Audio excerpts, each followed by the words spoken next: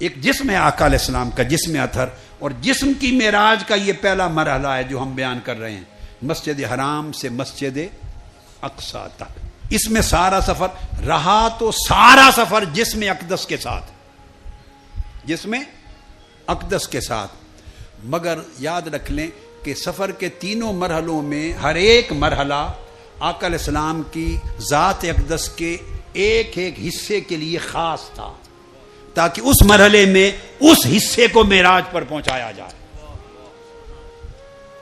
ویسے تو تینوں مرحلوں میں جسم اقدس اور روح مبارک اکٹھے رہے، اس پر ہم ابتدائی گفتگو بڑی خوبصورت کر چکے ہیں نا۔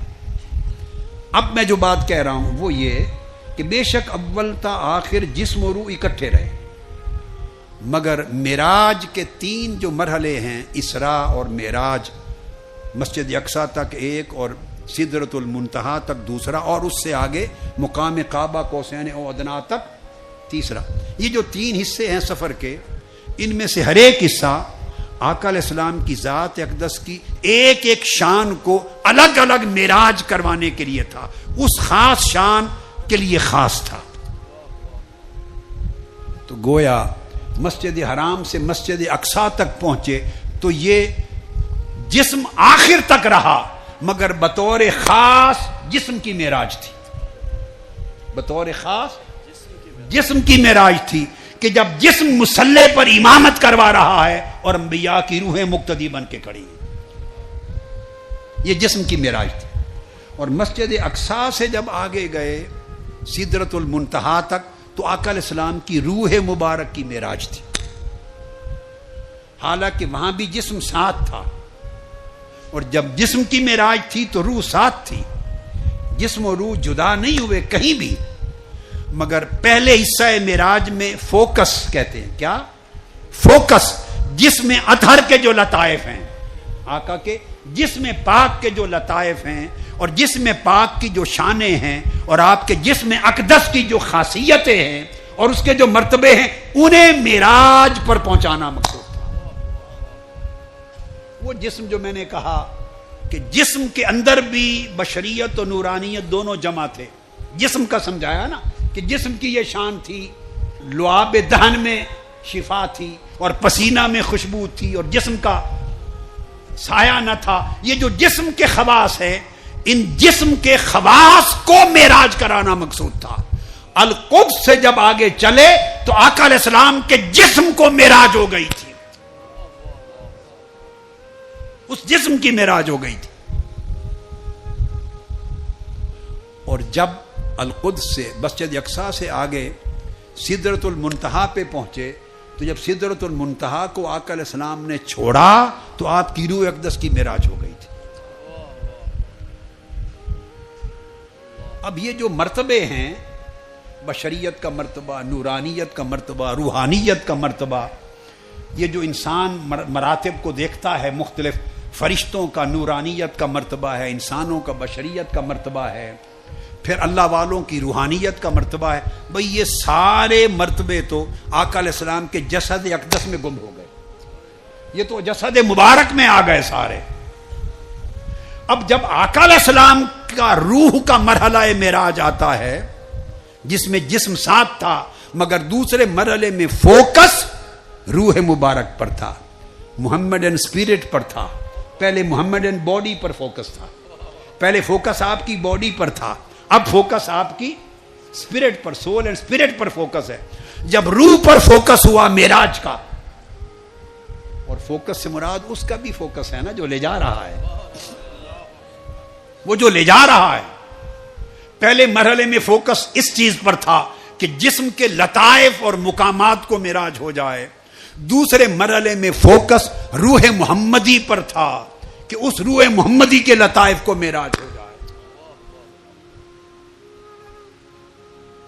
تو جب سدرۃ المنتہا سے آگے گزرے تو جسم و روح سب کے لطائف کی معراج ہو گئی تھی۔ اب جو چیز انسانی سمجھ میں آنے والی ہے وہ ختم ہو گئی یہاں، اس سے آگے انسان کیا سمجھے گا، اس سے آگے کیا سمجھے گا؟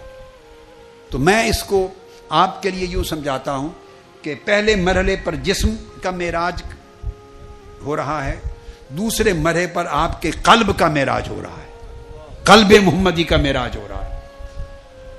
اور قلب پر جو واردات ہوتی ہیں، دل پر جو واردات ہوتی ہیں ان کا معراج ہو رہا ہے، اور دل کے احوال کا معراج ہو رہا ہے، اور دل کے مقامات کا معراج ہو رہا ہے. اور جب سدرۃ المنتہا سے آگے بڑھے اور قاب قوسین او ادنا تک گئے تو وہاں قلب، جسم و قلب کے معراج ہو چکے تھے. اب آقا علیہ السلام کی روح کا معراج شروع ہوا ہے، وہاں سے روح اقدس کا معراج شروع ہوا ہے. روح اقدس کا معراج شروع ہوا ہے. جسم جب معراج کی طرف جاتا ہے انسانی زندگی میں، جسم روحانی معراج کی طرف جاتا ہے جسم، تو کم کھاتا ہے جسم اور کم کھانے سے گزارا ہو جاتا ہے. یہ اس کی معراج کا سفر ہے. کم سوتا ہے، گزارا ہو جاتا ہے. جسم میں لطافت آنے لگتی ہے، جسم میں پاکیزگی آنے لگتی ہے، جسم کے شہوانی حصے مغلوب اور کمزور ہونے لگتے ہیں. جو جسم کی طلبات ہیں، طلب ہے جسم کی جو ضروریات ہیں ان میں کمی آنے لگتی ہے، اور جسم ان سے بے نیاز ہونے لگتا ہے، تھوڑا تھوڑا بے نیاز ہونے لگتا ہے. تو جب جسم ان چیزوں سے بے نیاز ہونے لگے اور ان کی محتاجی سے نکلنے لگے تو سمجھیں جسم اپنے روحانی معراج کی طرف جا رہا ہے.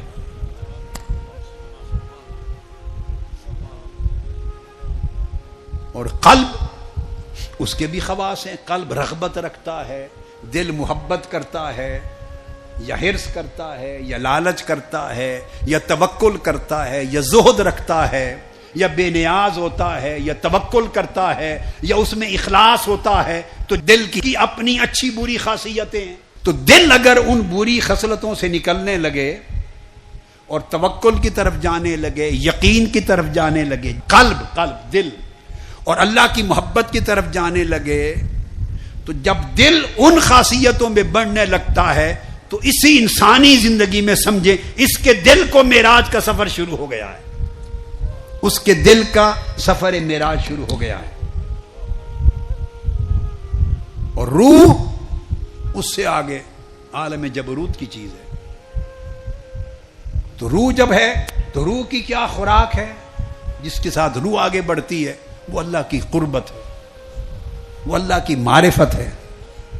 تو جب روح میں اللہ کی معرفت اور قربت اور رضا یہ چیزیں بڑھنے لگیں، روح میں معرفت اور قربت بڑھنے لگے تو سمجھیں روح معراج کی طرف جا رہی ہے. یہ میں نے چند اشارے کیے. تو جیسے جیسے معراج کے مرحلے بدلتے گئے ویسے ویسے آقا علیہ السلام کی شخصیت اور آپ کی ذات اقدس کے ہر گوشے کے معراج اپنے کمال پہ پہنچتے گئے، اپنے کمال پہ پہنچتے گئے.